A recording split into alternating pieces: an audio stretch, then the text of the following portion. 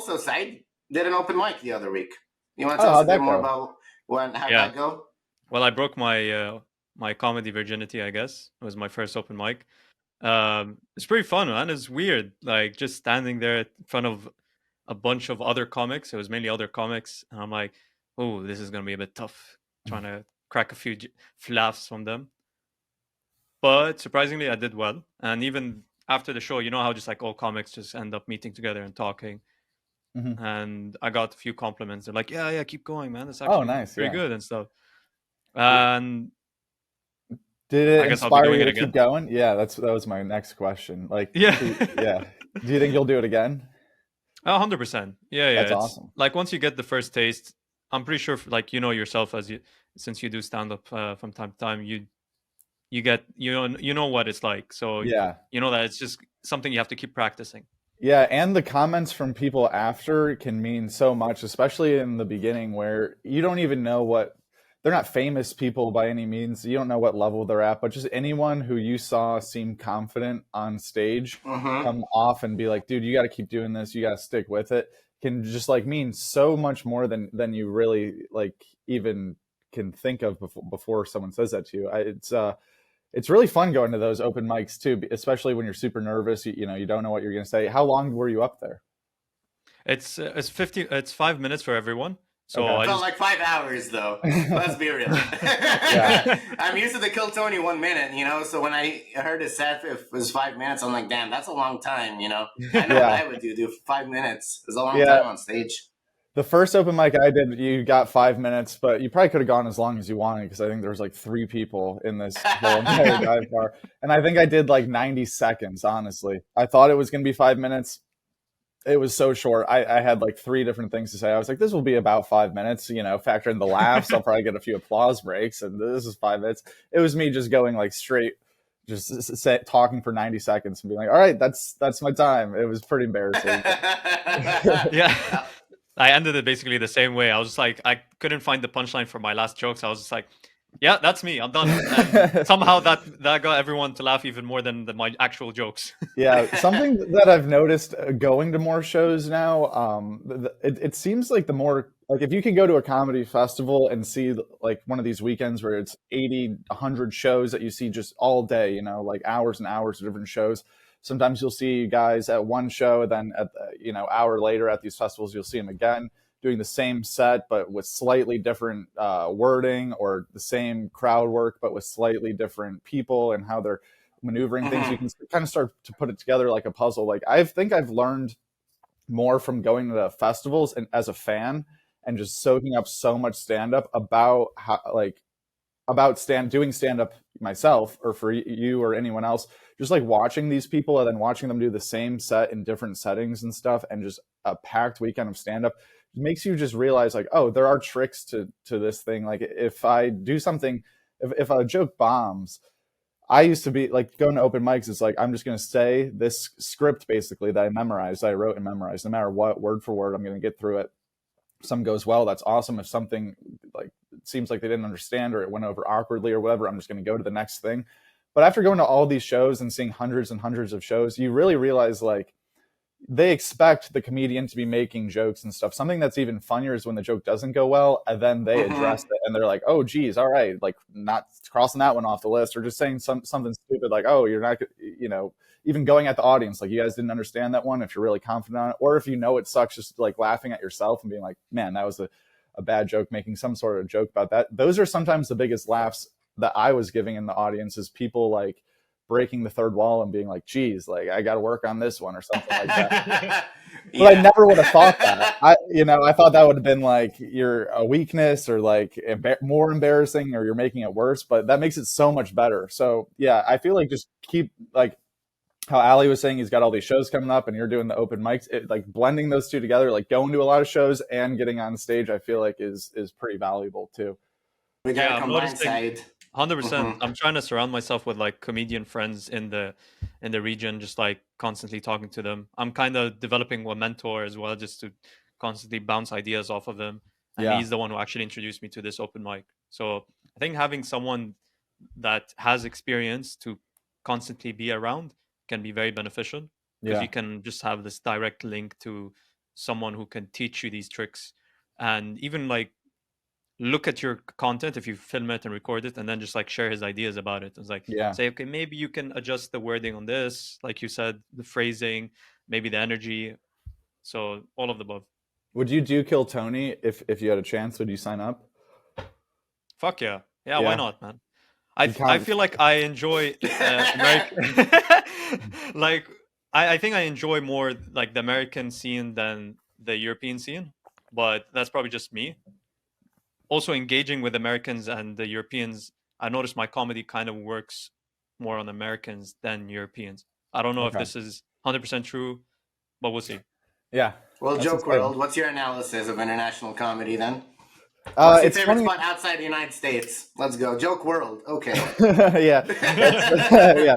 That's something that I kind of think about a lot, or people will comment that or something. It's like, it's Joke World, but there's almost no like recognition for comedians or comedy outside the United States, and that's not intentional. It's just like I started this channel just like with what I know or what I was aware of, and then eventually you play the game of like, I want people to see these videos, but I also want to be bringing in new things into the mix, but I don't want a video to bomb now, because I feel like we're on this like larger scale. But also I like the theory of like being like all, promoting all sorts of comedians. But Yeah. if no one knows who this person is, this video is going to stink. And I don't, it's like, it's really complicated, but it's in the name world. And I am not doing a good job of that by any means. So I'm also just not very educated on it. So you guys tell me, what do I need to know about European comedy or anything? Yeah, Arab comedy too. There's tons of Yeah. Arabian comics that are popping up right now too. Bassem Youssef, I'm gonna go see soon. And yes, specifically on Bassem Youssef, he just did a podcast with Piers Morgan on the Middle East conflict, and it became one of the biggest interviews ever with a comedian. I was comparing it to Joe Rogan. The Piers Morgan Bassem Youssef got 21 million views. The only comic I've seen get that many views was Tim Dillon on Joe Rogan with Alex Jones. Wow. That's the only podcast I've seen that surpasses that. Yeah. And I don't know. And literally the whole time it was like, he was talking like, sort of politics and stuff. But it's so interesting that you have all these politicians talk about politics, and then you have the one comedian talk about politics. Yeah. And, the comedian is able to translate it and connect to people in a way that no one else can. I mean, you've heard this phrase, I'm sure, before. Like, we laugh at politicians and we listen to comics, Yeah. What are your thoughts on that?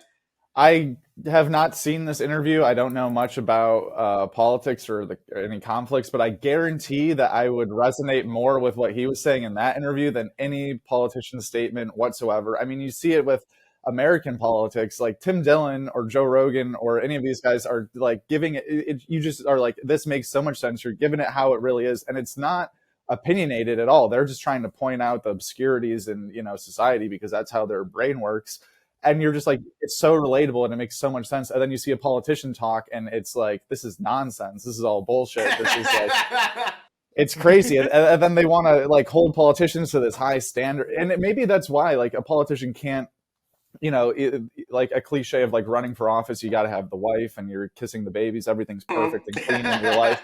And then the comedians are talking about doing DMT and all these other like, crazy stuff. Maybe like we don't need to hold everyone to this unrealistic standard and just everyone just be a normal person and start giving to people how it like straight. I think that I just trust comedians, I think, more than anyone, which is weird because they're also can lie and that's part of their job, or can exaggerate things and stuff. But I feel like when they're doing that or when they're not, and at the core of their jokes or messaging, especially on podcasts when they start talking about current events, it just seems and I'm not being like, oh, they're like the truth tellers, they're like the altruist, they're whatever, but they're just commentating on things honestly because they're not scared of getting in trouble. And I think that is really valuable too. And then it just makes more sense, and I think more people relate to that than some guy in a suit just trying not to say the wrong thing. Yeah, but that's me. Yeah, well, you are the suit, but I'm sure you'll say the wrong thing. As a requirement for politicians to just like take DMT before they go into office. Yeah, or before they get up to the podium. Live. Can you imagine Trump, man, on DMT? like Yeah. what his mind will open up, and then just like in the debates what he's gonna say. I think he's already good at roasting people, but after that, I don't know Yeah. what's gonna happen. Yeah. Roast world. Yeah, Trump is a comedian. I mean, he is hilarious. Like his timing is, you can't say that he's not trying to be funny. And people He's like great funny at it. people. Yeah. Well, can I roll it back a bit, Jake? Yeah. I want to bring it back. I know. Speaking of your childhood. All right. Okay. Let's talk about it really quick. I don't know if we were speaking of that, but He just dived into it. Yeah, It's like one step at a time, bro. I know you're a middle child, and so I was wondering who taught you more about comedy, your older sister or your younger sister? I don't know how you know anything about my sisters. That's crazy. I don't think They're either of sweet people. Okay, all right, Allie. I don't think any of them. I don't know if any of them taught me anything about comedy, but they were great. My older sister, I think, I don't. Isn't it weird? You get to a certain age and you're like, I don't know if I can even remember my childhood unless I really like try to think about it. I think that we get along pretty good. Reminisce a bit. What is going on here?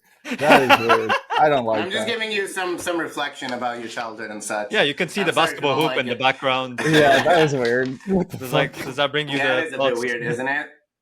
Yeah, it's very weird. Do you do this with do people like this?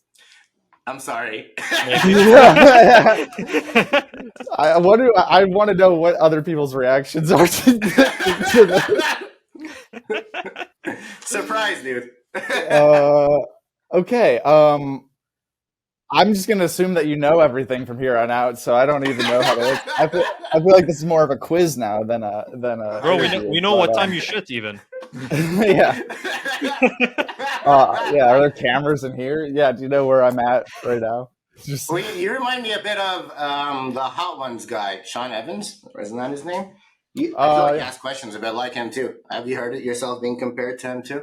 I've seen some comments like that, and I enjoy that because he seems like a neutral, kind of positive guy, not trying to start any drama, and I relate to that too. I mean, I'm trying to like uplift this industry as much as I can. Not that they need it for me or that I'm like doing this big favor or whatever. I just don't like shitting on people just for the sake of like predetermined shitting on people. Basically, like I don't like this guy. I'm going to try to make a video about it. But if there's drama or whatever that comes up, and it's like you got to talk about this because you're going to say you're the comedy news, then I'll definitely talk about the best stories of the week. But I like Hot Ones. I like Sean Evans. I've only watched the comedian interviews on there, so I don't know. Like I'm not a huge Hot Ones stan or whatever, but I like the comparison. I guess I don't know.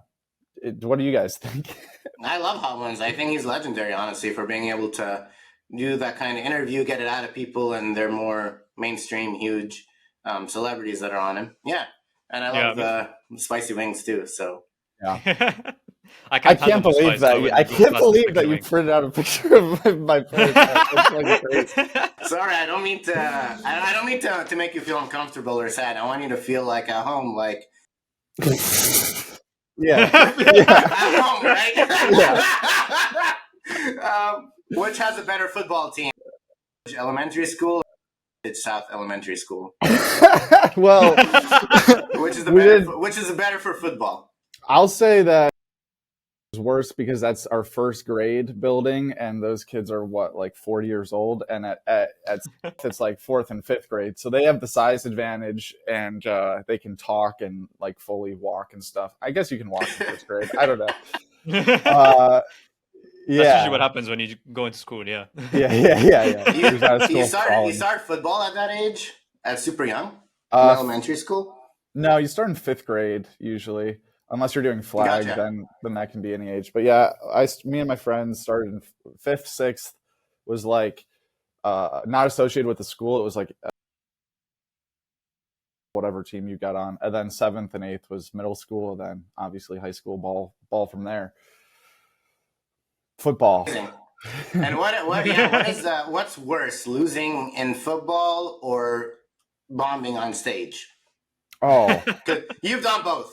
Yeah. Well, that's a whole new thing now too, because it's like losing as a member of the team really sucks because you did all the actual work, the physical lifting, the preparation, all that kind of stuff. But in my football career, I was lucky enough to my high school team was very good and my college team was very good.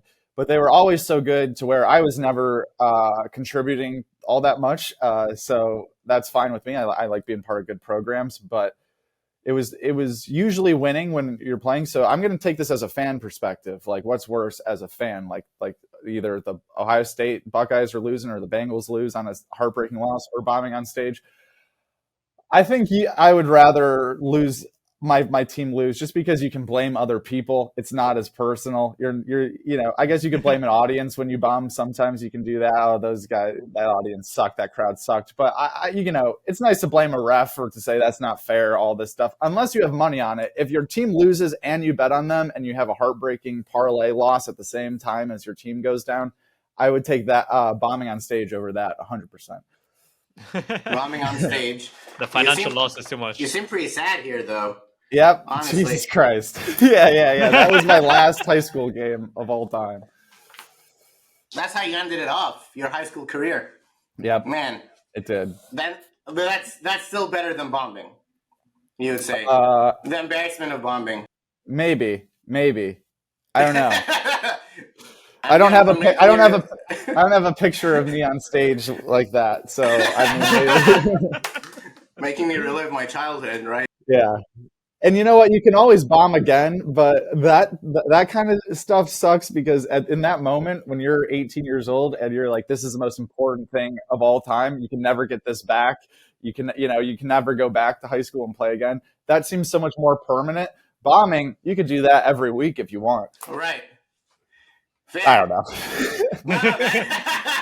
To be honest, I have not thought about high school football that much in the last few years. Ali's just taking you through a path of memory lane, which has been yeah.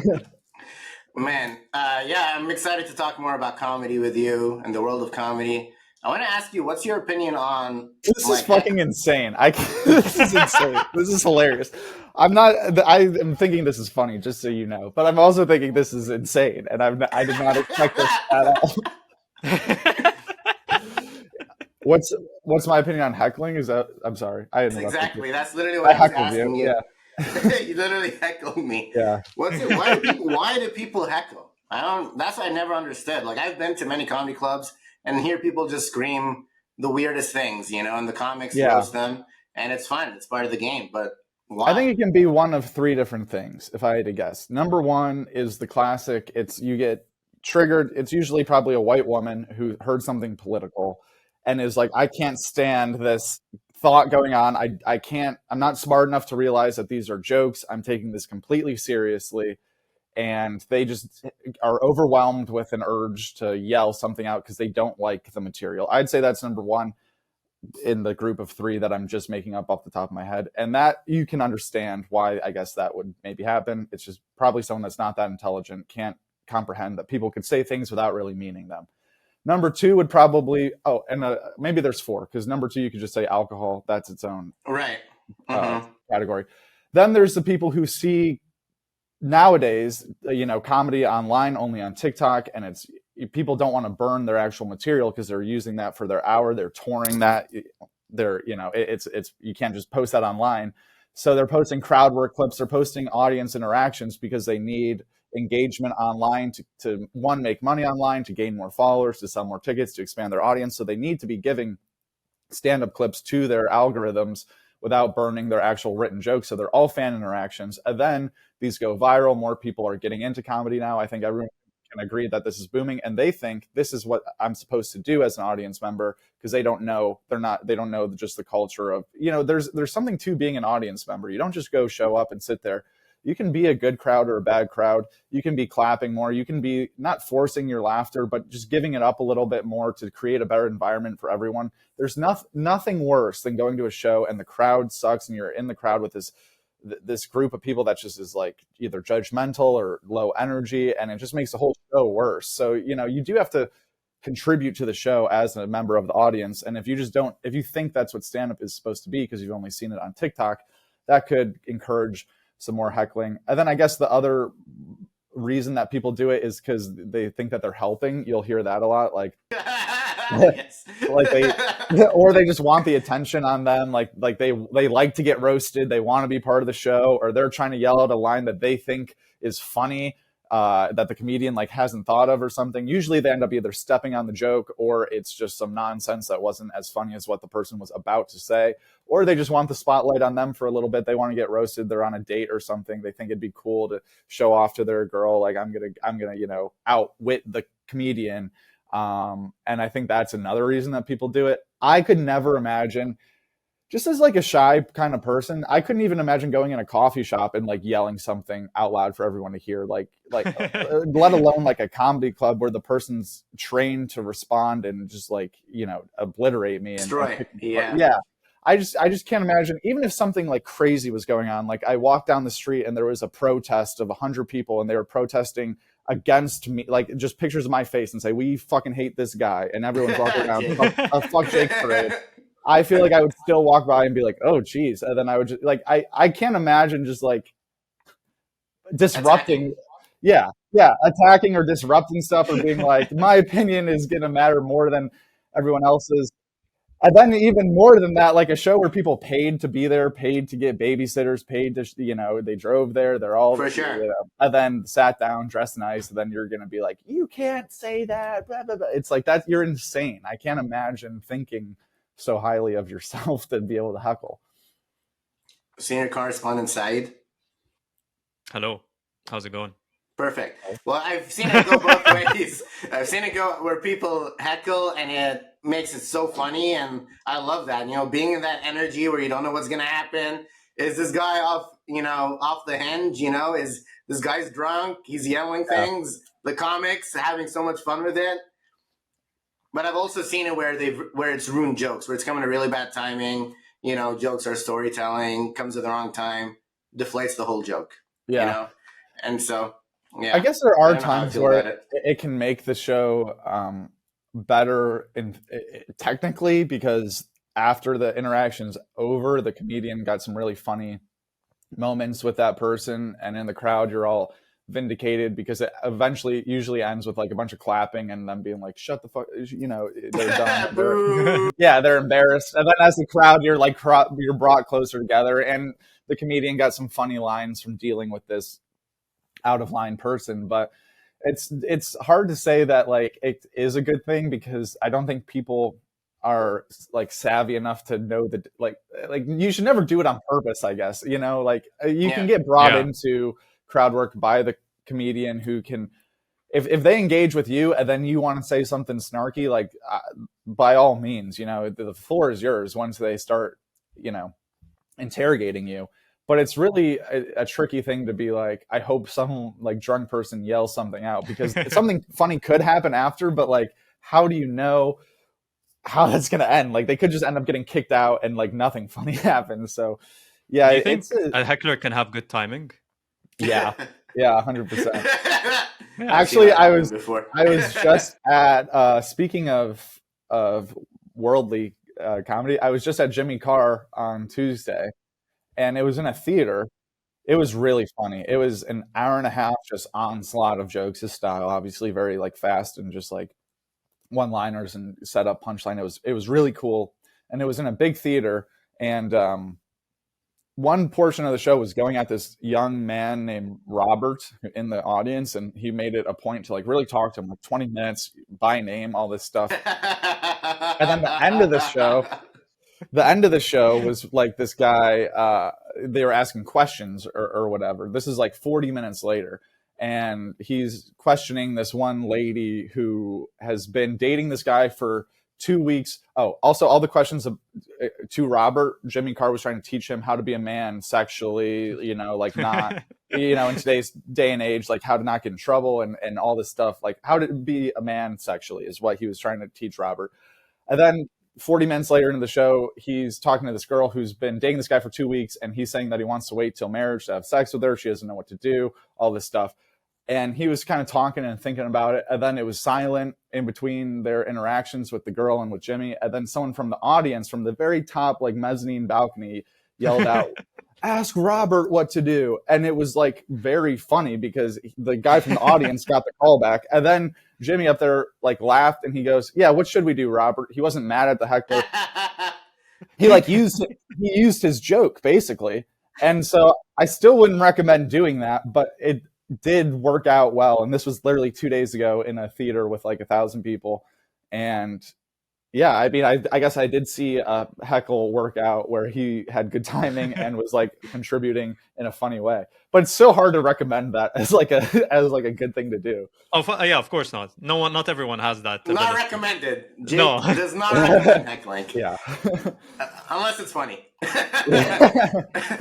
Yeah. Jake from Joke WRLD, I love your channel, and I really see how it can grow over time. I really see the potential of it, and just like just like sports, like a sports center, like the way you describe it. I really see how it can grow and have many different shows and many different aspects and cover many different things. I don't know if you see that, but I can see that.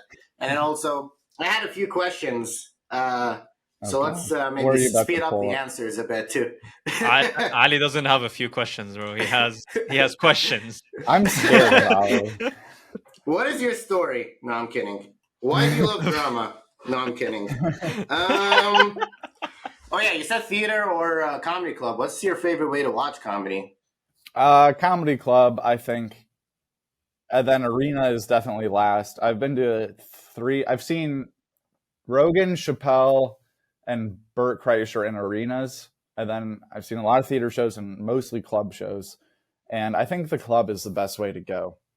The arena is cool because you support this guy or whoever it is, and then you all come together with 20,000 other fans who like the same jokes. And it's almost like you're celebrating this person's career. You're all fans of them. You like them, and you're going to go hear jokes in an arena, but you're going to end up watching on a Jumbotron. The audio is going to be echoing in this humongous place where there's NBA games and stuff. And it's just not going to be, and it's not a great way to tell jokes or to tell secrets, which is sometimes what stand-up is. And the club is the best way to do that. And then I think the theater is just the middle of those two things. The laughter can get, the theater has nice audio or whatever you call that, and there's more people there, and the stage is grand, and if they're doing walkout or acting out material, they have more space than a club. But something about the club is just like, is this person funny or not? You can see multiple people in one show. If it's a lineup of like 15 people, or if it's even a ticketed event, you'll still see the opener, the middler, and then the headliner, and you're right there. There's more crowd interaction with crowd work and stuff, or there's none, which is fine too. But I like it a lot more. You can usually buy merch or meet the person after the show if you're into that. And it's just what you imagine stand-up is like. I feel like when you first hear about it, or if you're watching Seinfeld and it's the beginning of the episodes when Jerry's on stage and he's in the club and people are smoking exactly. And there's waitresses walking around dropping off drinks and stuff. And the arena and the theater, that's the other thing. You have to stand up and leave to go get drinks or food. So that's a nice thing about a club, is you can have a waitress come over and hand you a bucket of beers and you didn't miss anything. And chicken wings. Yeah, sure. exactly. Hot so ones. I think that's a callback to Hot Ones. Yeah, exactly. Jake, I have a few ideas, but I need an app. I've always wanted an app where I can know which comics are coming to my city, like just one app, a Joke WRLD app, whatever. And then also flag the certain comics. I want to see whatever Chris DiStefano when he's here. And stuff like, it's always hard to find, and sometimes they announce things last minute, when they're touring and going around, and there's no certain place for comedy where you can flag your favorite comedians and then go watch their shows when they're here. It's always like you have to do a lot of research to know who's popping in when. I love that idea. Yeah, you can have it. Yeah, that's a main hub. Yeah, I love. Oh, thanks. No, I love that idea. And I've thought of something similar to that before to develop a Joke WRLD app, but I didn't have it with the locations, which is, I like that a lot. I just thought of like maybe by a specific comedian, but then I was like, but then you'd have to like basically pick like the top 20 or 30 or 50 or whatever, which is, I guess, fine for YouTube videos when you're trying to keep up with current events. But then how do you make that fair if you're going to say, like, I'm going to be this app for everyone? So the location thing actually evens that out. So thank you for that. I like that a lot because I do want to make an app. I do need an app. So there we go. All right. Yeah. What else did I want to talk to Joke WRLD about? Following someone around? You mentioned that you've followed comics around and seen them do their same set but a bit different each time. Oh. Do you have a certain story about that? Mm-hmm. I guess not quite. Like following them around is what, like, I feel like you might do in your free time with all those pictures and stuff. I mean, like following them around, like I mean, like following them around like a festival, like this last time at Skankfest. Yeah, like Skankfest. You'll go around, or like Moon Tower is a festival I really like in Austin, Texas, where they'll go. It's like a week long. There's 4 different venues all on one street. So, and then you get a map. I don't have it with me, but you get a map of all the different show times, and then you get to pick and whatever the comedians are listed there, all this stuff.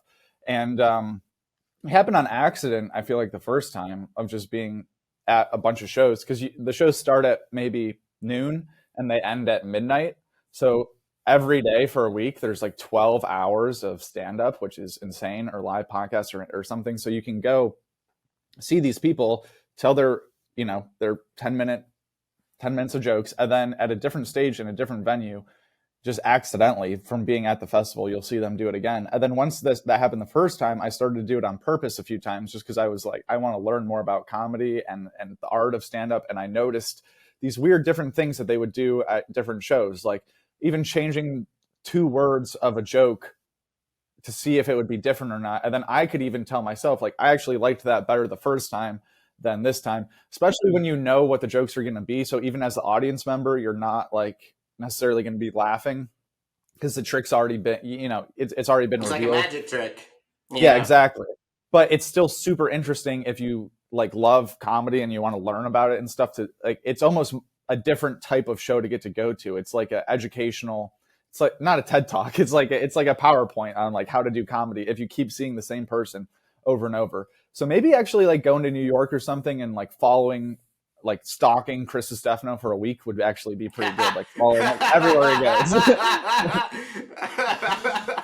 I don't know how he'd feel seeing you at each show. Like, that guy was at my last show and my last show. Yeah. Well, they talk about that at these festivals sometimes too. They'll be like, this is awkward because you were in the front row of the last show and I just did all of these jokes. Like, I think I saw Gillis do that at Moon Tower last year. He was like, he pointed someone out and he was like, you were just in the front row of the last show at the last venue. I feel uncomfortable I'm embarrassed to do the same jokes in front of you. So true. It would be more awkward if you followed him around with a picture of his house as well.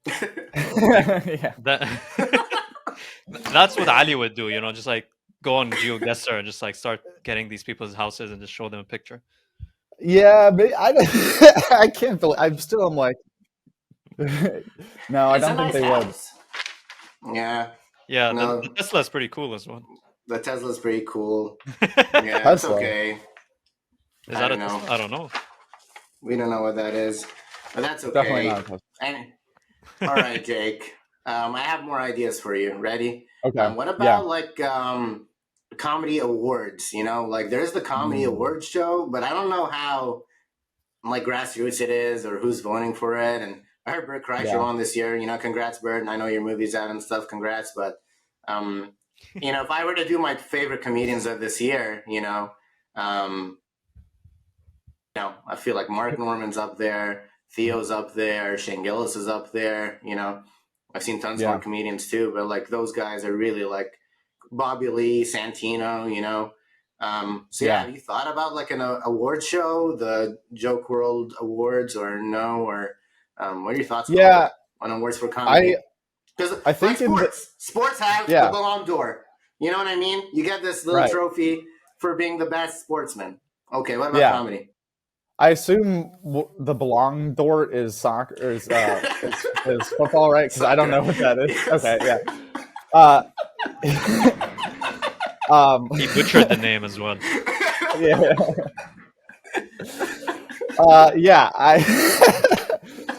I like that idea.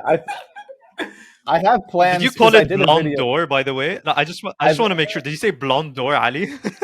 I think the blonde Bart. Golden ball.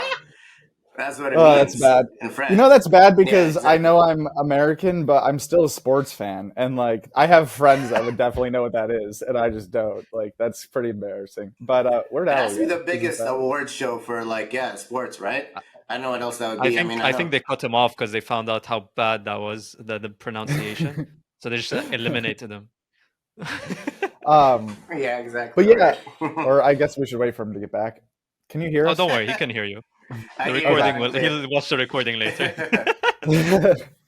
In that's funny. In the video I did when Bert won that award, I think we mentioned that we're going to do an end of the year like Joke WRLD Comedian of the Year, but I also want to do like Comedian of the Year for people to vote on their favorite Comedian of the Year, but also Podcast Guest of the Year. So not counting their own podcast, but who did you enjoy the most on other people's podcasts this year? Podcast of the Year. We did a March Madness tournament, obviously in March, along with the college basketball Yeah. tournament for Podcast of the Year. So we've done kind of that competition, and then we Might Be Drunk won it, and we sent them a little banner like what you would hang in like the rafters of your arena. And Sam and Mark opened it on camera, which was very cool.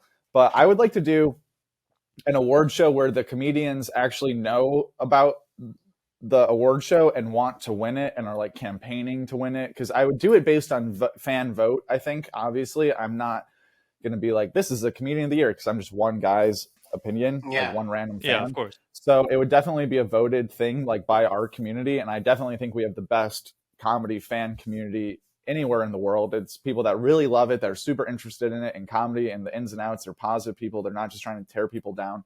So I think that we Yeah. have the best comedy community, the most educated and best sense of humor. They know what's funny and what's not, and we all seem to be on the same page.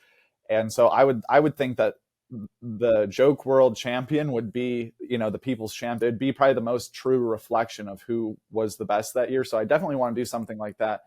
And I've even thought of like having it this December, which is coming up, the voting and stuff, and then maybe doing some sort of live show to like reveal the winners, if that would be cool, because a lot of these podcasts have a lot of success with these live shows, and people seem to like the intimacy of that, and like anything can happen kind of thing.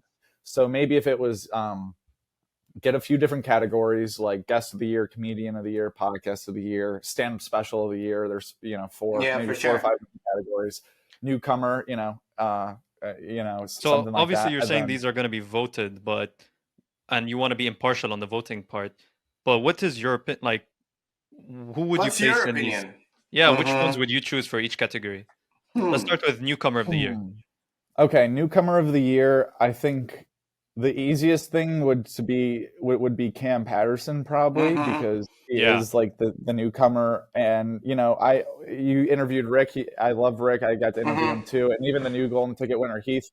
They could be newcomers, but they haven't stuck around. Like Cam is like touring these venues with Tony and stuff. Obviously, he got given that opportunity because he's super funny, but I think that he's stuck around more than the Golden Ticket winners so far. We'll definitely see. But who else could be a newcomer?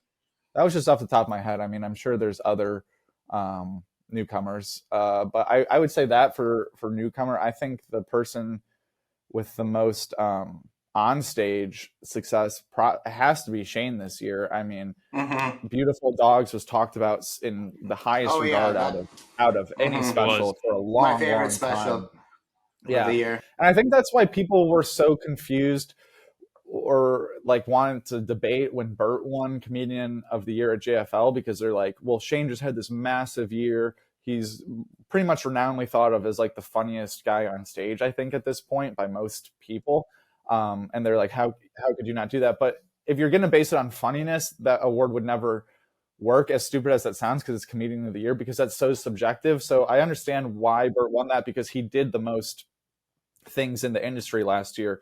Like just one of the many things. He had the Machine movie with Sony out in theaters. He had his own arena tour where he was doing NBA arenas in every single city. But then he also had a fully loaded festival where guys like Shane and Mark were on it. And like he basically booked some of the biggest venues that they did that year were booked by Bert, like for them. Like it's almost incredible to think the scale of everything he did, a cruise, like all these different things that included some of the guys that they were saying should have been the comedian of the year on those like lineups, which is crazy. So if you just wanted to base it off of the funniness, that's kind of impossible, because how could you say that for the whole world? Like some people don't even think Shane's funny, even though us three would be like, how could you think that? Some people think he's not funny at all. Yeah. You know, so it's so subjective.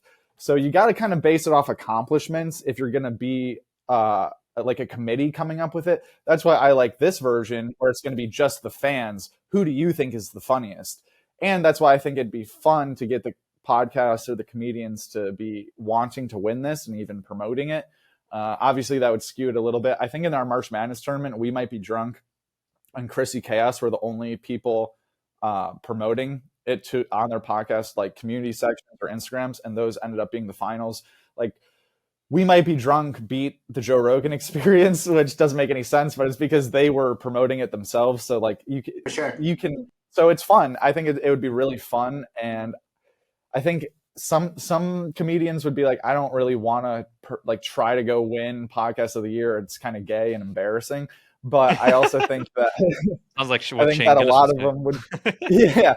Exactly. Like I could never see him wanting to be like, we got to go win Joke WRLD Comic of the Year, or like ever even addressing if he did. But I guarantee, like, I know for a fact that he will probably win this 100. Like the voting, I bet he will win Comedian of the Year when we do this voting.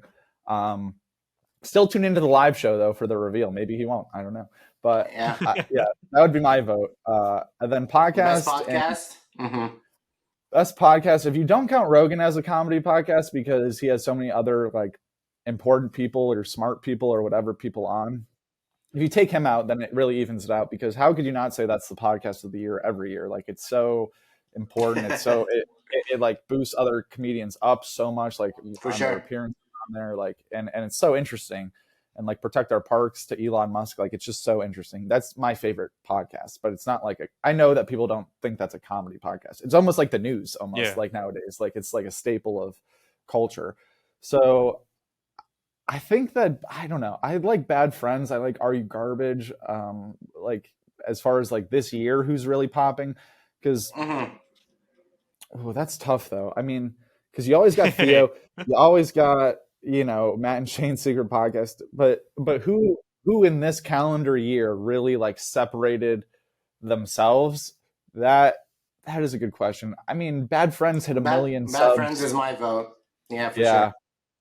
Yeah, I think I might be on board with that. And then the guest of the year could be anyone. Dan Soder's been a huge guest this year. He's gone on so many different things. He's always good with those impressions, and he's really funny too. But you could just say like who your favorite comedian is. He probably was a guest on a podcast this year, so you could just give it to him. I think we need to hit some sort of metric. Like, yeah, that would be a good one.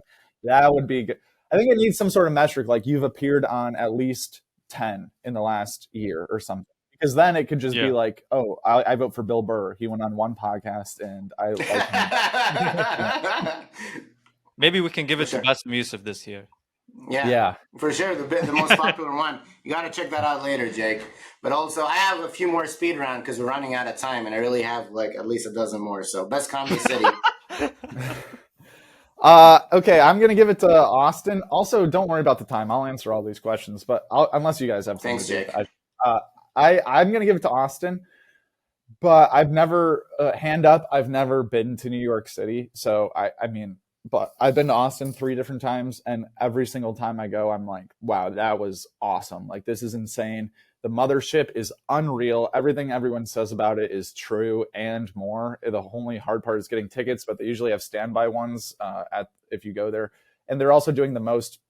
Here's the thing. If I was like someone that wanted to be a professional comedian right now, I would move to Austin. Well, I'd get good where I am first, so I'm confident, and then I'd go to Austin and just I don't know this for a fact, but I feel like there's the most mics there, the most opportunities there, the most new people going in there and trying to get on Kill Tony, going to all these different shows, trying to get into Red Band's Club and the Secret Show, and there's the Creek in the Cave, and then obviously the Mothership. And if you can get a job as like a door guy at the Mothership, you've kind of secured a career as a comedian in a way, maybe not a famous one, but you're going to be in the mix. Like if you can get in there.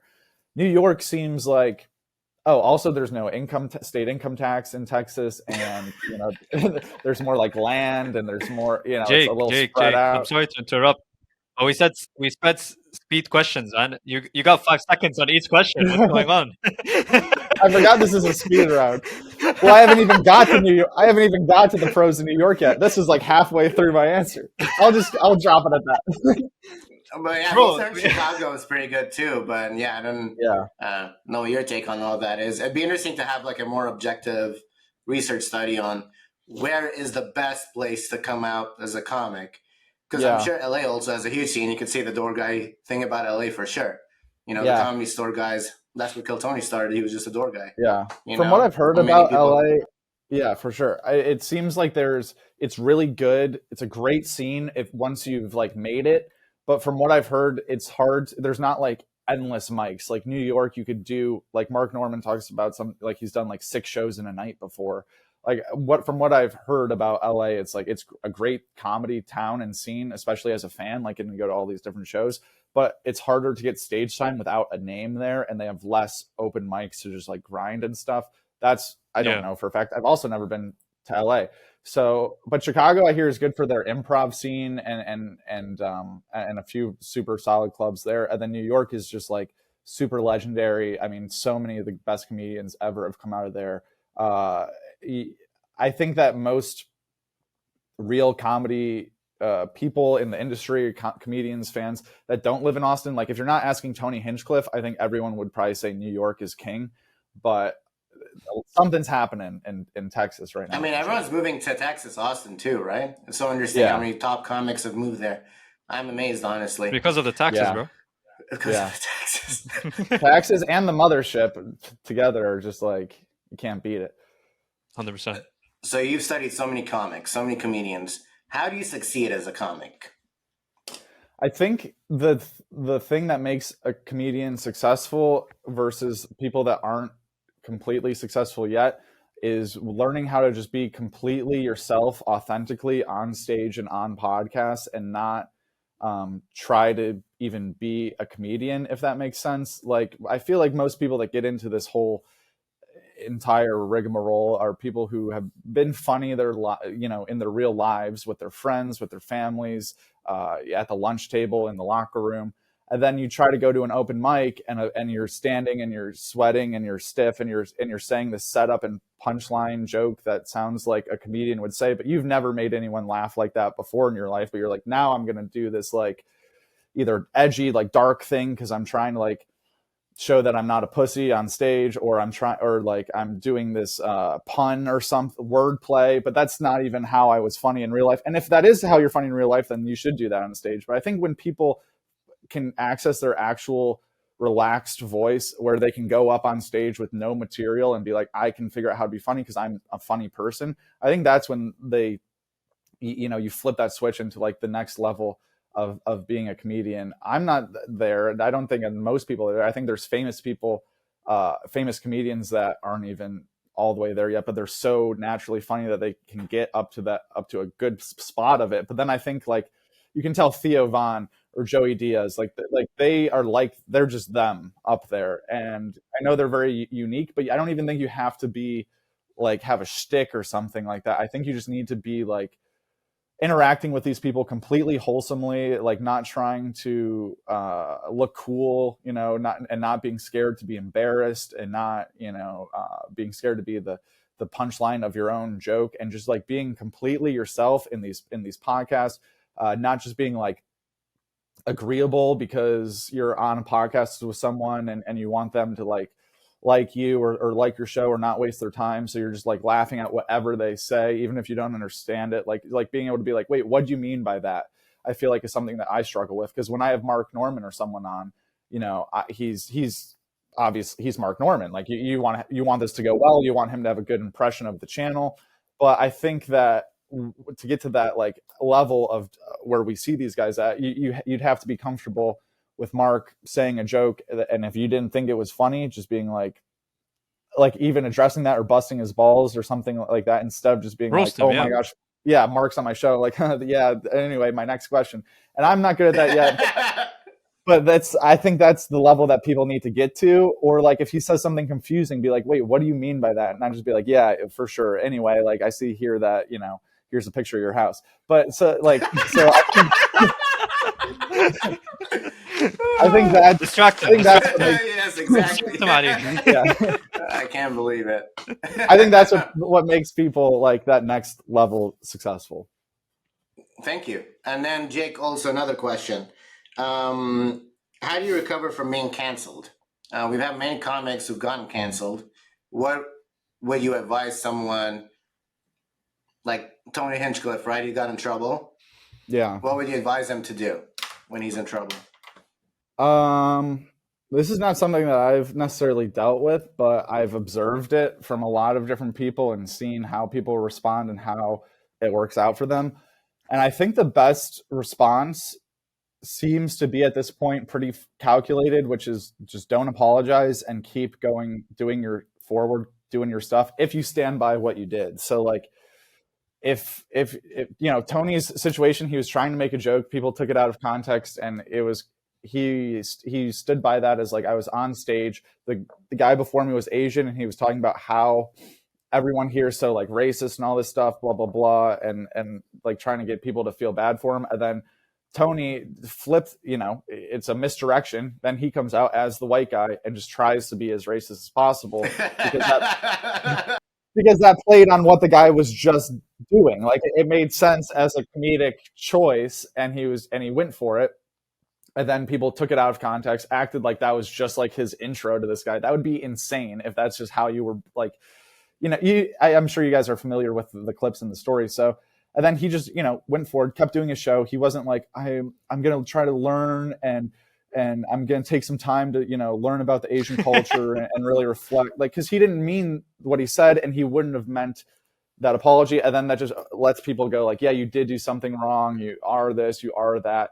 Versus other people who have gotten in trouble and then either went silent for a long time, and then that lets people kind of their opinions form into concrete. Like, oh, if you were getting accused of this and then you never came out against it, like there must be something there. And then we can just talk and talk and talk, unguarded until we reach this conclusion that might not even be true. So you don't want to let the narrative just run its course by being silent. Yeah. I don't think you want to apologize, because that is an admission of guilt somehow. So I think the best way that I've seen people do it is to just steamroll it right ahead and be like, I have my audience. Yeah. I'm posting on YouTube. I can do whatever I want, and that's what it's going to be. And you just can't stop me. And in a year from now, we'll see if anyone remembers this. He's probably learning about Asian culture a lot from Hans Kim as well. So, yeah. Well, how would you react if Tony comes out as gay? Like if I would be sad for him, because I feel like he would lose a lot of his jokes. I feel like he needs to keep this like I think it would be hard. And I think David Lucas would lose a lot of material. Yeah, that's what I'm saying. I would be sad for the jokes. I wouldn't really. I mean, I don't like. It's not like I like Tony Hinchcliffe because he's straight. Like I would really care about that. I would just think that he lost a lot of his jokes, and I would think that it's also like it would be impossible for him to do it in a serious way. Like everyone would think he's joking. Like it would have to be some like GQ cover, like some like Real Hollywood, like him in like a flower field and like a shirtless with like a big cowboy hat and belt buckle on, and like a guy like literally in his ass for people to leather boots as well. Yeah. Because I think people would just think that he's joking. I would like think about it. Even if he just had a real serious moment on Kill Tony where he's like, you know what, guys, I'm actually gay and I just want to like you would think he's joking 100%. Like there's no way for him to do it. Redban would finally have his moment to be the funny one. But that is funny how those jokes between him and David Lucas are so funny. And then the clip of, I think, Rogan, Joe talking about he has his closeted friend and he's like, everyone always thinks it's Tony. It's not Tony. It's pretty funny how everyone just like, there's really no real proof of it, but everyone's like, oh, we think you might be gay. It's just funny. But who's going to win, do you think? Let's, I want your prediction. We got Hans Cam. We got Rick Diaz. Okay. The Battle Royale. This is tough. Fight to the death. Is this a quick response? I seem not to be very good at the quick responses. I think Yeah, that go for it. if I had to put money down on who's actually going to win this, Oh wow. I think the smart money would be on Hans because it's by applause and we're literally in front of his crowd, the Kill Tony loyals. Rick is super funny. I've got to interview Rick, obviously, and I interviewed Hans like 3 years ago, but I wasn't able to get him for this most recent topic or anything. So he seems actually pissed, and I mean, he should be. Like Rick had a golden ticket. He had a golden ticket, and he still is like going out of his way to try to like disrupt Hans's career in a way. I also see Rick's perspective too. It's amazing. Like he got this chance, and he's taking it fully to its full extent, and like that's so respectable and awesome.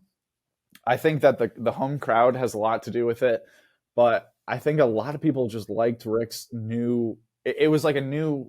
We haven't seen that on Kill Tony, obviously. We haven't seen many comedians like that in general, and it broke up the show, and it's exciting. This new like pro wrestling style of Kill Tony, I'm all about it. I mean, you guys seem like big fans. I've been following for a long time, like the Comedy Store days, the original band, all that kind of stuff, and it's like I like this new era. You know that Tony's kind of smug. He's like causing drama. He's a kingmaker in a lot of ways. Like he's making careers now. I like it. It's like high stakes, and 200 people. He's the comedy Dana White. Week. Yeah. Yep. Right. So yeah. Incredible. But good luck to both of them. I'm not taking a side.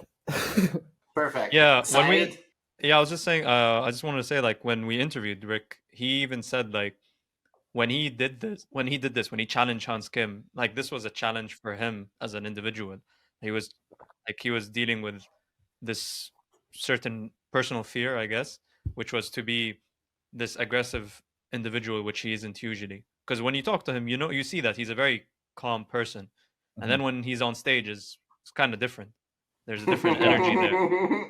So when you challenge Hans Kim, that was a whole different person. Yeah, that's what I asked him. My first question was like, your onstage persona is almost like the joke's always on you. You're not very confident in yourself. Like your shtick is kind of like it's Sad Man Rick, his Instagram username.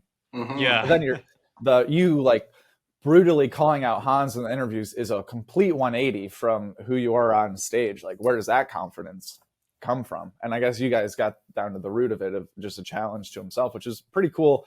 But also if you're a comedian that doesn't live in the United States, you're over here for 3 weeks, you get pulled out on Kill Tony, you get a standing ovation, you get a permission to come on the show whenever you want. Why not try to make it as permanent as possible? See how far you can go. If anything, he got himself into an arena show as a European comedian who was here for 3 weeks. Now he's on an arena show. Like if that's the end of it, that's amazing. Or it could turn into ending up with a career like where Hans is right now. And like Rick said, it doesn't take away from Hans's career. He's already there. He's already got the theaters and all that stuff going. But I do see why Hans would be pissed, because it is taking away from his Kill Tony career. And that it's the Coliseum, baby. That's how it works, you know. We'll see. Men versus lions, lions versus men. We just watch, and as fans, we just watch entertainment. That's how it works. Yeah, I love it. I love it. Yeah. I'm excited, and I don't think I'll be able to get into the show because it's been sold out, but I'm going down to Austin in January to get some man on the street interviews from people beforehand, trying to weigh in who you think's going to win. And then while they're coming out, try to get some of those after, maybe talk to Rick again. We'll see, but I'm excited for that. For sure. But hurry up. All right. I need to hurry up. He's saying I need to hurry up. Best animated comedy show in your point of view. Man, that's good. It's supposed to be a speed run too. Oh yeah. You got 5 seconds. Well, South Park and Family Guy are up there, but I also really like Duncan Trussell's show, Midnight Gospel, and I also really like Rick and Morty, and I like what's it called? The spinoff from Rick and Morty. What's it called? Solar Opposites. But The Simpsons too. Yeah, I never really. Yeah, that is Rick. Yes, I never really got too much into The Simpsons. I'm gonna say it's South Park because I think they're the funniest. I Yeah, agree. I'm gonna go South Park. Next one, All Andy. right. Come on, ándale. Best No, vamos. comedy movie of the year. Of this year, Mhm. I guess Old Dads. It's the only one I watched. I haven't. The Joke industry's WRLD. kind of yeah, yeah. The comedy movie industry is kind of you know, not great right now. Pathetic. But yeah, I like Superbad. It's my favorite movie, so that's way older. But yeah, For sure. I love Superbad also. Yeah, great film. Yeah, I agree that there's such a gap and a hole in comedy and comedy films. And now stand-up comedy is going off, you know?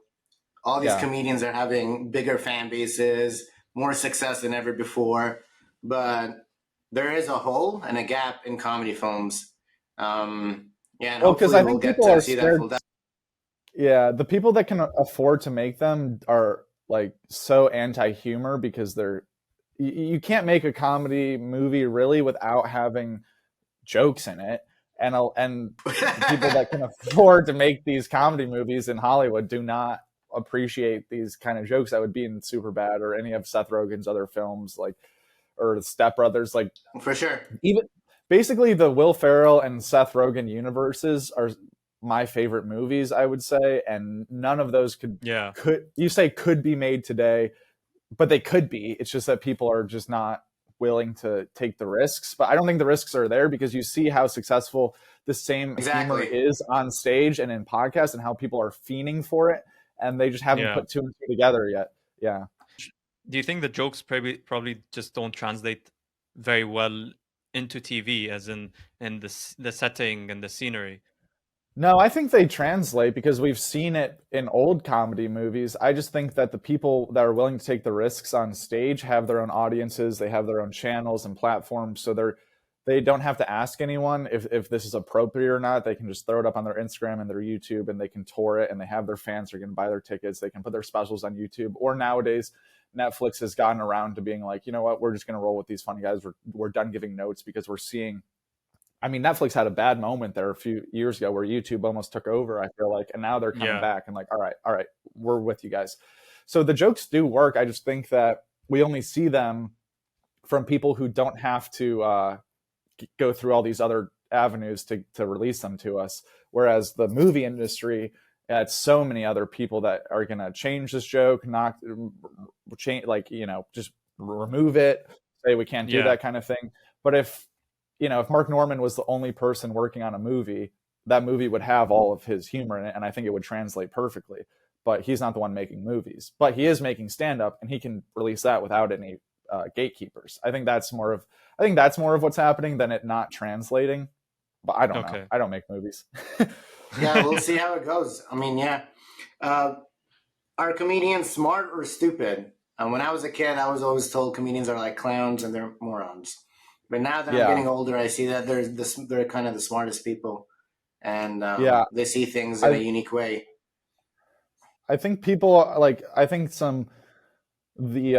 internet troll world will be annoyed by this comment, but I think that comedians might be the smartest people on just in general. Obviously not in a different way than like a scientist or like an engineer would be. not like a smart, like they're not going to get the best ACT score. I think that they are the most maybe emotionally intelligent, or just like I mean, look at what they're able to deal with, the high pressure situations that they're constantly in, either online or in real life in front of a theater of people, expressing their ideas in a clear and concise way where everyone can understand.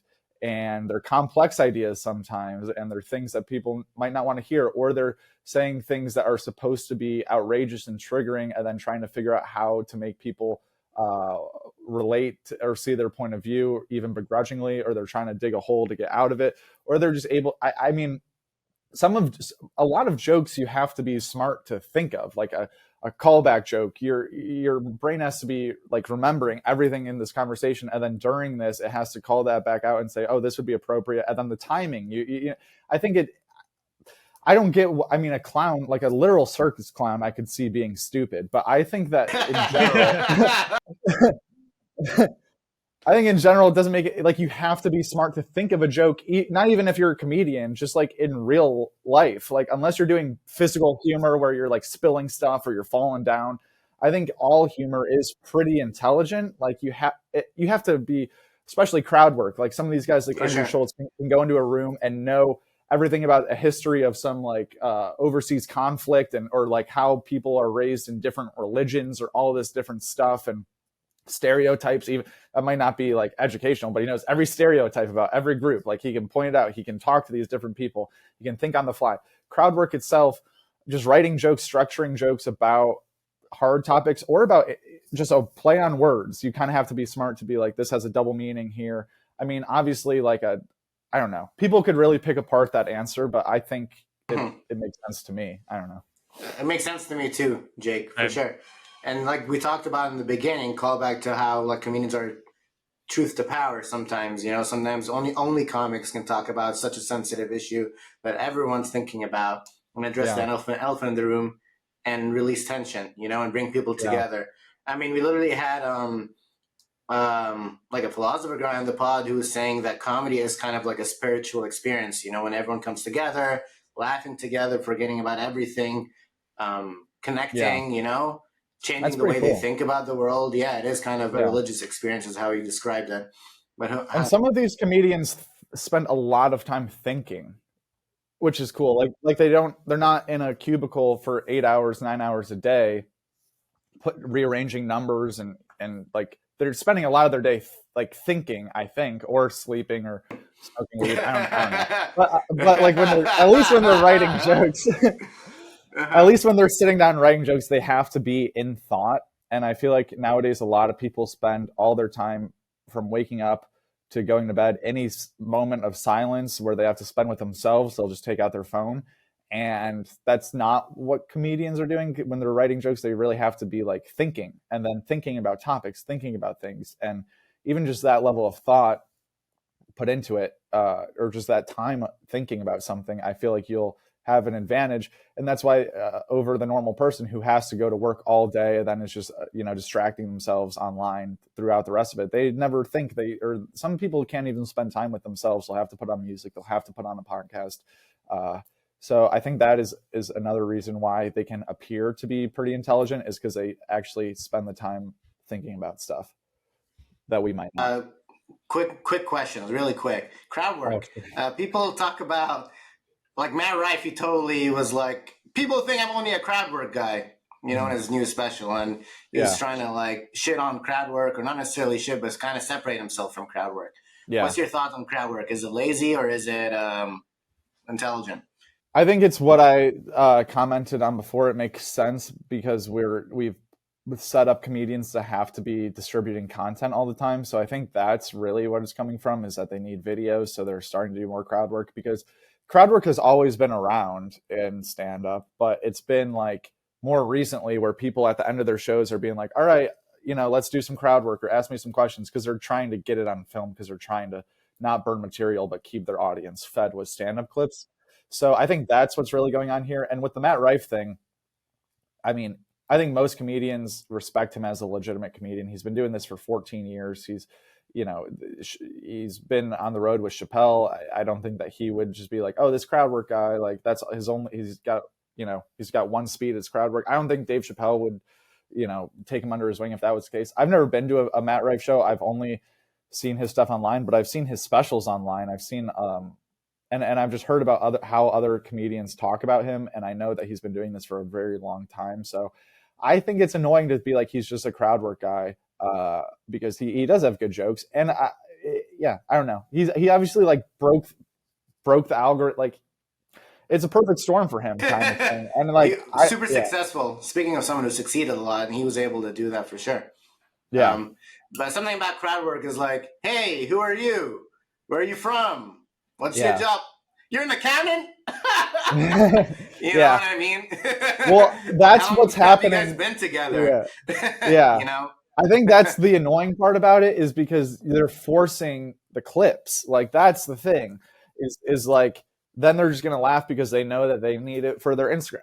The worst crowd work clip that you can see is a comedian who you can tell just needs a clip up, and like the audience member, like they'll say something, ask the audience member a question like, what do you do? And then the audience member will be like, oh, you don't want to know. And then the comedian will be like, oh, what's the deal with this guy? Then he'll be like, I'm a baby mortician. And then the comedian will just laugh.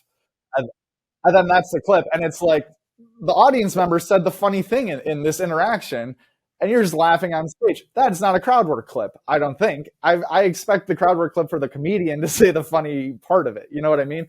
And you see a lot of those nowadays where the audience member has the punchline.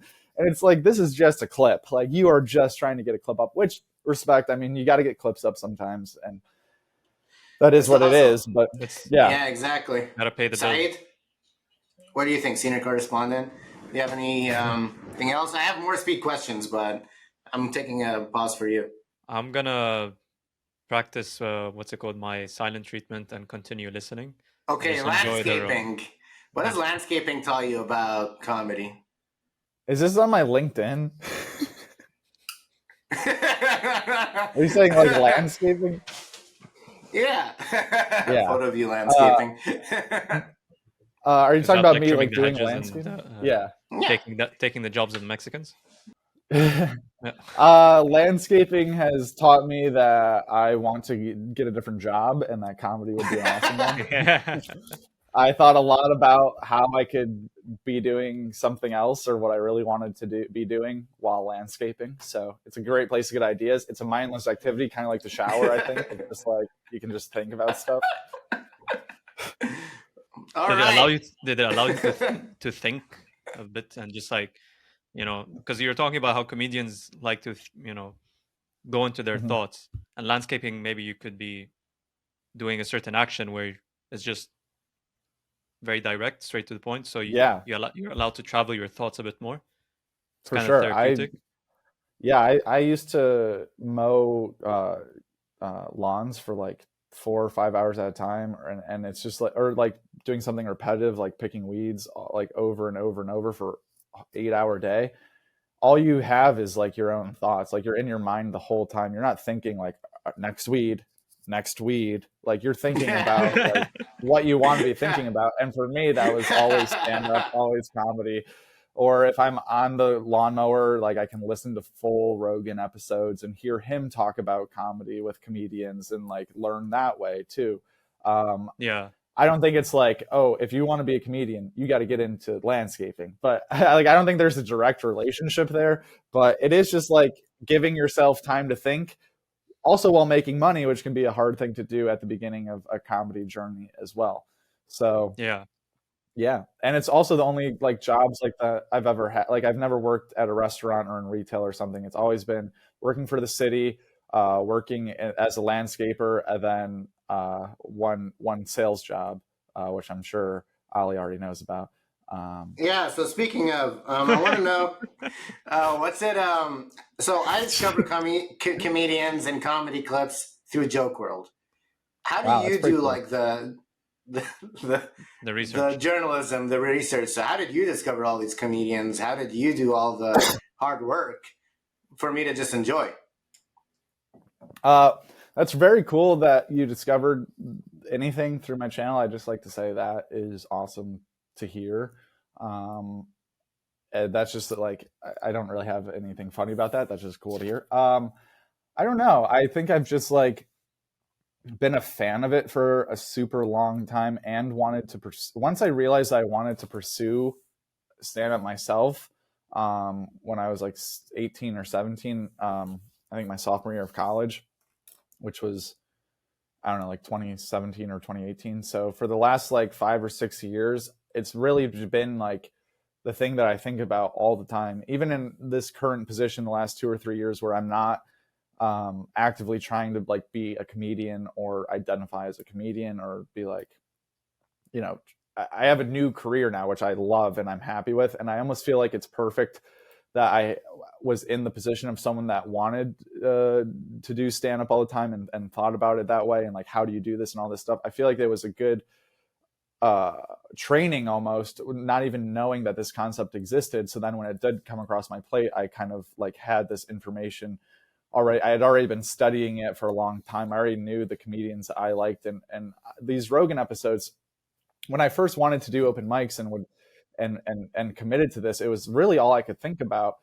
In these Rogan episodes, I would only listen to the ones where he had comedians on, like those Tom Segura episodes where they would just, or Duncan or anyone, where they would talk about for 3 hours, basically the early days of being a comedian. They would talk about the gigs that they would go to. They'd talk about the hangs after. They would talk about different clubs in different cities, and just listening to those long form conversations for that long over and over, without even knowing that I would one day be like trying to basically organize information about all this stuff, I guess, is like a big part of my job. It was just like, I don't know, a lot of this stuff was just in my head, which is weird. But I think it came from like just getting obsessed with wanting to do it myself at one point. And then the way that things like played out, like graduating college during COVID. So there's no open mics, there's no jobs. That was my plan, is to try to get a sales job in a big market like New York, Austin, or LA. So then I could try to be a comedian and I would already be out there. But I get I graduate during the year of 2020 online. We all get sent home from school. There's no jobs for like a year. There's no open mics for like a year. So I just start, I still love comedy. I just start posting videos online and try to make like a centralized like ESPN or Bleacher Report or Friday Beers of comedy. And I just started doing that. And now I have no aspirations to be someone with like a tour on stage myself. I have no aspirations to get up to like, I mean, it'd be super cool, but I don't think I need to get an hour of material or anything like that. Like I think that this is my lane now, and I love it. And I don't try to be like, oh, I'm a comedian. Like, I don't even really view myself as a comedian, but I guess I relate a lot to like when I hear them talk about how they feel about things or think about things, I relate to that a lot. And then I relate to like hearing about these open mic experiences, because I was doing that for like 2 years ish, and I had some success. I got paid a few times. So it was like, oh, the exciting parts, like I relate to all that kind of stuff too, but I wouldn't introduce myself as a comedian or someone that does stand up now. But I think it was important to have an era where I was like obsessed with that career path, to just naturally now learn some of this stuff or already know it, for like research purposes or whatever. So that's my short answer. Short answer. All right. Yeah. Thanks, Jake. Really appreciate your time for sure. I have 3 questions. I'm going to ask you. My last 3 questions. I'm going to ask you them all at once. Is that smart side or is that a dumb idea? We'll see what happens. We'll see. We'll see how it goes. Let's go. I want to ask you about trauma in comedy. I've heard Joe Rogan, I've heard many people say that if you have a traumatic childhood, think of like Theo Vaughn or Joey Diaz or something, that you're going to be funnier because you have more material. What's your thoughts on that? Second one, have you ever done any pranks? I know there are 3 questions. Have you done any pranks yourself? Have you ever pranked someone, and how was that? And then my last question is, what's the future like for Joke WRLD? How do you see it expanding in the future? I know you're still fresh. It's only been 2 years and it's already changed the game. So I can't wait to see what you have in store. Well, thank you. Okay, so the first question, trauma. It seems to add up. I mean, through what these guys have been through, I think that the way that people talk about it, sometimes you think that you had to be like raped as a child or something. Like, I think that it could be a little less like Theo had an old dad and like a outside childhood, and that was kind of like his trauma, and some other things or whatever. But also, like, I don't know. I feel like there's different ways to end up a funny person. I guess I've never really dove into the psychology, but they always talk about how it's like a fight for attention or trying to make a sick person feel better or something. But sometimes I roll my eyes when someone will be like, so what was your traumatic experience? That's why you're a comedian, blah, blah, blah. Like, sometimes I feel like just making people laugh is reason enough. Now, how do you get good at making people laugh? Is there an advantage to having something crazy? I feel like it's almost like everyone thinks that you have to have this traumatic experience now to be And they shame you if you're like, normal or something like that. yeah, but even if it's like divorced parents, I feel like that can, like, even just anything unique that was part of growing up, or maybe it wasn't unique at all, and that's what's unique about it. Like, I don't think that you have to have this like terrible thing happen to you, but I also think that if you're just like some very privileged, well-off person who's never had anything go not their way your whole life, I don't Only see why voting you would be Republican, funny. yeah. Yeah, yeah. Like, I don't get why. I don't get like why you would be like. How do you develop that humor if nothing even bad has happened? Like, even just not being like wealthy, I feel like could be enough trauma. Or being um like not like I was until like my senior year of high school, I was like 5'4", like prepubescent. Like, I went through most of high school as like without hitting puberty, very small, very short. And I feel like being a short person made me develop like a lot of humor, or being always being on sports teams but never being like the star or even that important, but always being in the locker room with the guys and having to like find some sort of way to contribute, making people laugh in between practices or in the locker room and stuff. Like, that's not traumatic, but you just need to find like an edge, I feel like, that makes you need to be funny, I guess, if we're talking about this from a super meta perspective. The second question, I've pranked some people. I mean, uh, nothing really sticks out to me, I guess, as like anything worthwhile. But You've you always definitely get the good heckled prank. comedians. Who, me? Yeah. I've never heckled at a show, but I guess some of my videos could be counted as online heckling, I guess. I don't know. Yeah, I mean, pranks are fun. I like a good prank. Actually, one time in high school, I was part of the like our news segments that we did ever in high school. It was called ENN, Eagles News Network. So every day we had like during sixth period, they'd play our, it was a class that you took. You got credit for it for being on the news class. So we would do like the news, or what's going on around the school. And we convinced our teacher to let us do like a punked segment for a few weeks. And then it got shut down because of this one. We took it was our big football game on that Friday or whatever, and we hid a bunch of cameras in the assistant principal's office. And we had him call down one of our like more like gullible, like very friendly, like doesn't want to do anything wrong kind of friends, like not very edgy, like very wants to follow the rules, great guy, like very nice guy, would never do anything wrong kind of guy, that was on the team and also a captain on the team before our big rivalry game, all the hidden cameras. And we had our assistant principal call him in and tell him that he caught him stealing someone else's on the team's phone, and that he's going to be suspended from school, suspended from all the games, all this stuff. This is like the day of the game, like hours beforehand. And he like started crying in the office, and we were like, oh shit, this is not as funny as we thought it would. It got like really serious. So then we all barged in. Oh, whatever. He's like, oh, you guys suck, whatever, blah, blah, blah. It was all good.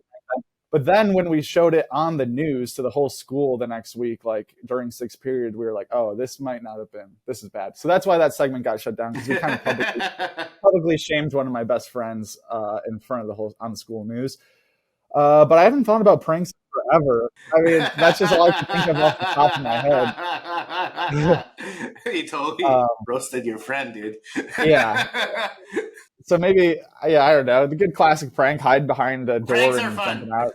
Yeah. That's fine. I like every now and then we're allowed to be assholes, just for the sake of entertainment. Do you guys have good pranks that you? I've been pranked recently too. So I was sitting outside with my friends, and we're in LA, so we were just sitting outside, and then the Ring camera just started talking to us, and it was like, "Hey, who are you guys?" And I was like, "Huh?" And then I was like, the Ring camera was like, "Oh, I'm trying to connect to my Apple TV. Who are you guys?" And we were talking to him, and we were like, and he was saying his name was Pedro and stuff, and it was terrifying. And I thought we were hacked and stuff. So I was literally like terrified. Me and my roommates were terrified and stuff like that. And then a few hours later, I found out it was my girlfriend, Mary. She was pranking us through the Ring camera, and she had another friend pretend to do a voice, and it really got me, like, I was really terrified. And I thought, I literally like wiped the camera. I like reset the Wi-Fi, everything. I was like, we're being hacked right now. But then I That's realized good, it was just clean a fun. nice. Now it's clean fun. So that's Yeah, that's good. pranked. I got pranked. Okay. For me, so I actually heckled the comedian that we had on the podcast, but it was in a prank style, and it actually was great timing. So it worked out. So what happened was Okay. his opening act finished his performance and then hopped off, and then he comes on stage, and I had prepared all of this, like the whole setting and everything. So what I did was, the comedian is Lebanese, just like us, and we have this type of strained yogurt called lebne, which is a very common thing as a as an appetizer. We eat it. So I got some Okay. with me, and I told my friend who was coming with me to the show to get some olive oil because we usually dip it in olive oil and eat it with bread. So I also got a baguette with me. I stuff all this shit in my bag, and he literally brings me a small container of the olive oil, and I'm pulling it out just before the comedian comes on, and I set it all up. I put the olive oil in the thing, and I pull out the baguette. He comes on the stage. He's saying hello to everyone. He turns around, and he just sees me stuffing the baguette into the into the yogurt.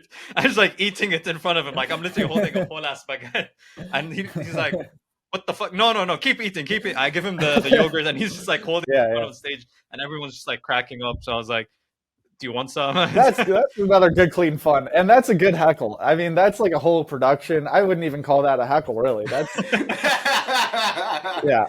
If all these drunk people were bringing props and planning it out with multiple people, I don't think anyone would have a problem with it. But don't do that. I'm not saying to do that. Don't heckle. Don't heckle. Don't bring yogurt. Don't bring props. Yeah. Unless you can actually do it. That's funny. Yeah, unless you've had him on a podcast before and you're friends. Yeah. Yeah. All right, Jake. So the last question that I wanted to ask you, you've grown so much. You were from 5'4" to 5'11". Your vert jumped 29-inch vert. I mean, you're going to places. You know what I mean? And so 32-inch vert. What's the future like for Joke WRLD? Is my vertical jump listed online? Maybe. Yeah, along with your bench 215, squat 305. What year was 210. This? Also, I just want the. Is that Mount Union or Avon stats? I need to clear some things up because at Mount Union they made you bench and squat and hang clean 3 times for it to be your max, which is not a max. That's a 3 rep max, and that's different. Fair. Basically, anyway. Avon. Yeah. Okay. All right, fine. That was in high school. But by the time I graduated college, I just need everyone to know that I could get 2 plates on the bar, and that's that. I probably can't now because I haven't worked out. But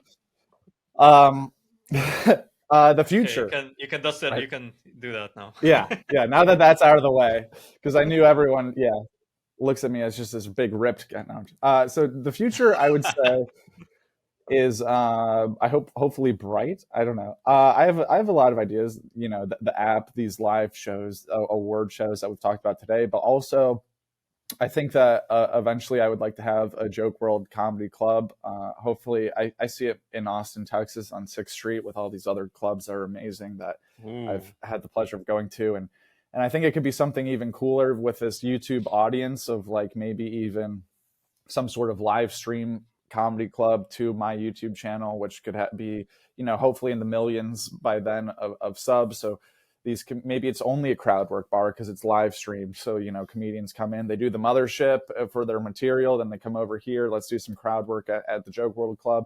It's going to be live streamed to this big YouTube audience. There's nothing like that really that exists. I don't think that's a brick and mortar location with an online presence. So I would love to do something like that, just like an office kind of style, like Barstool or Friday Beers, mostly the Barstool model, I guess, of just having Joke WRLD be like this. When you think of comedy, you think of Joke WRLD. Just like when you think of sports and basketball, you think of the top 10 on SportsCenter and those highlights. Like I want to be the main news outlet, keeping people in the loop with these comedians, even have comedians, eventually under the brand, under the umbrella, producing podcasts, producing specials, all sorts of different things. Also just fun videos, like almost like Mr. Beast kind of videos, like going to a random open mic and giving the best comedian $1,000, like something cool like that. Like there's just so many different things besides just being like, here's a compilation of funny moments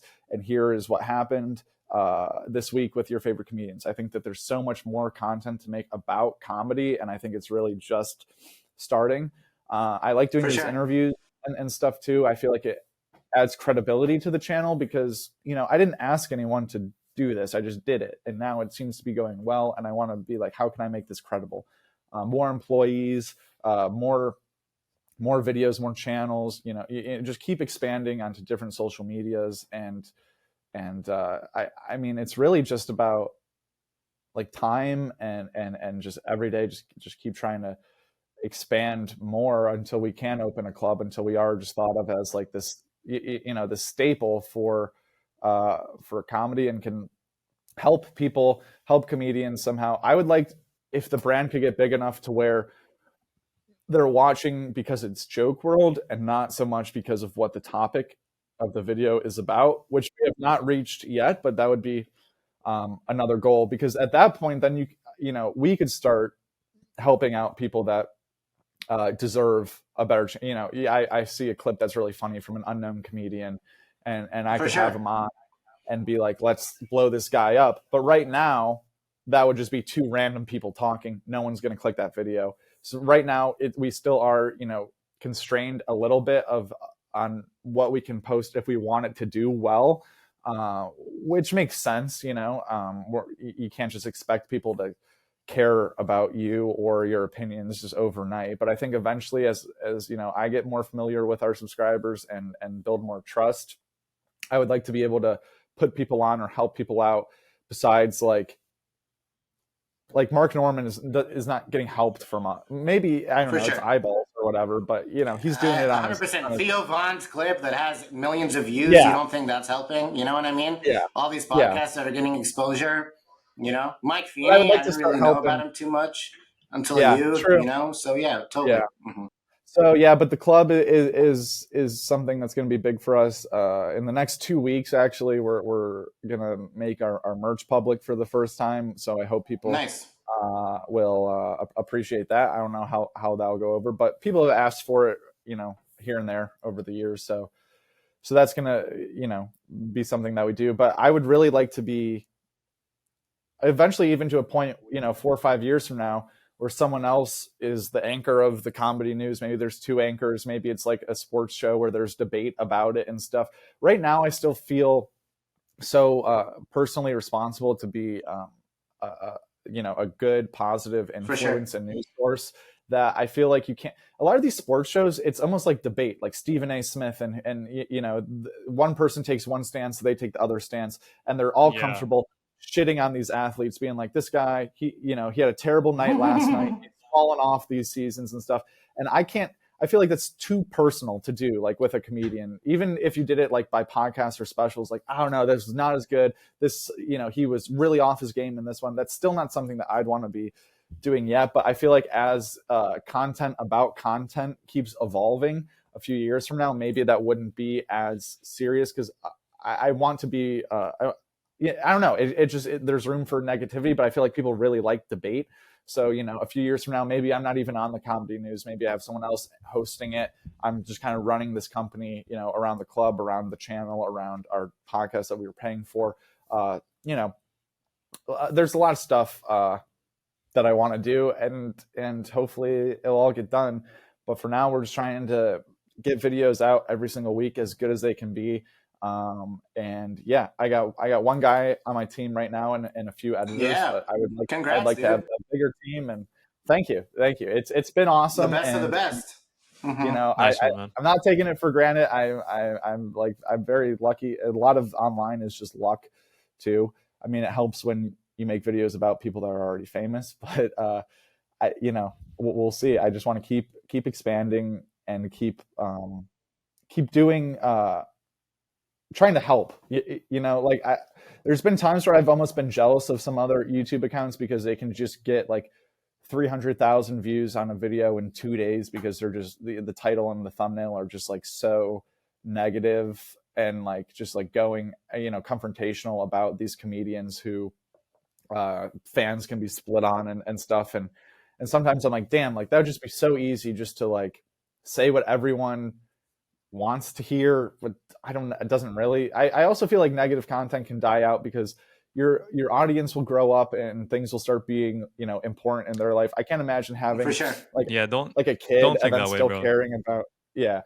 No, I don't think that. But sometimes you're just like, damn, really? Like I'm out here. The It's positive just stuff. it's your inner voice basically being hard on yourself and going into that negative side. Yeah, So like obviously all comedians have this moment where they're just like, because they're always listening to their thoughts, sometimes it can just yeah, go too deep and then you're in this rabbit hole of negativity.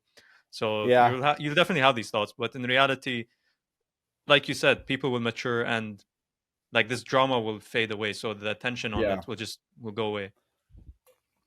But when you I build agree something with good, that. it lasts longer. And then you kind of get stuck in that too. I would never want to be stuck there because the negative people can't really go positive because then their fans are like, "Oh, like you're so, like, what are you talking about?" This like, you can't really go back the other way once you do that. I'm also just not that kind of guy. I would not want to be making videos Exactly. that For are sure. hurting That's 100%. people's comedy. careers. Your own Yeah, voice. You follow your own voice. That's comedy, right? yeah, And the same thing Exactly. yeah. with Joke World. Yep. Wow. Thanks so much, Jake. Yeah, that's a lot on the horizons, and you've only been doing this for so little, you know, and it gets better with time. Each year, we see progress, your own accomplishments. Can't wait to see it, Jake, and let us know how to support the best we can. Go follow Jake. Go get a sticker. And Yeah. what else? Saeed? I was gonna ask if he can roast us. I kind of have one slightly loaded to reply, but yeah, do you have a roast for us, man? I'm not much of a roaster. I just am like You sound actually like being terrified positive, of dude. Ali. I'm actually Sorry, scared buddy. of Ali. I haven't yeah, of the no, it's funny. I just actually want to know if you print out pictures of other guests' childhood homes and if there's ever been a negative reaction. Like I'm pretending to be a little negative, or I'm actually startled, but I don't really care that much. But have you ever done this before? And has anyone ever been like, dude, what the fuck? um, we've had like I think people like it. Honestly, we've had like when we call out specific details that like no one knows about. You know, everyone Yeah, like they're surprised. Imagine I channel my Nardwar, my inner Nardwar. You know about yeah, him, right? Yeah, yeah, exactly. yeah. Like yeah, and so sorry, Jake. I didn't mean to make you No, feel no, no. scared when I'm I'm just answering. very curious about that. And I wish I had a roast for you, but I'll hear your response, and I won't be offended if you have that loaded up. But I don't. I'm not much of a roaster, I guess. Don't worry, I'm not either. It's probably gonna be a shit one. But for some reason, towards the end of the podcast, I was drawing comparisons to Mark Normand and Ben Shapiro combined. That's how what I was saying. That's funny. If they People played have football, said, yeah, it's not bad. Well, Saeed Jamal, what do you think, senior correspondent? bro, I'm just 1 year older than both of you. What the fuck is going on? That makes you a senior. That's Yeah, it true. definitely Like does. Correspond. Yeah, go You got ahead. that wisdom. I got that wisdom, bro. Yeah, man. Your work is great. I mean, seriously, spreading this information is definitely something that people want to know about because what you're doing is you're making people's lives easier and convenient to find out information that they would already wanted to know, but now it's more accessible for them through you, through one source. And that's definitely going to put you on the map, which it already is Yeah. putting you on the map. Obviously, you're talking to some of the greats. I mean, you literally got Mark Norman to talk to you through while he was taking a shit. How many people can say that, man? He's like literally that's his peace time. You know, he's like that's when you Yeah. want to be peaceful. You don't want to be talking to anyone. No, while he's on the shitter. Your work is great, man. And yeah, like Ali said, if we can help you in any way, let us know. Well, I really appreciate that. That means a lot. I don't take it lightly. I really, really, really appreciate the support because I'm just a random person. Anyone could be in these shoes, so I'm just trying to keep doing the right things. But thank you guys for bringing me on here and let me know how I can support your show as well. And I'm excited to see the success of this program too. Fuck yeah, let's do it. Signing out. Don't forget to subscribe, like, and share, and also follow Jake World. Peace.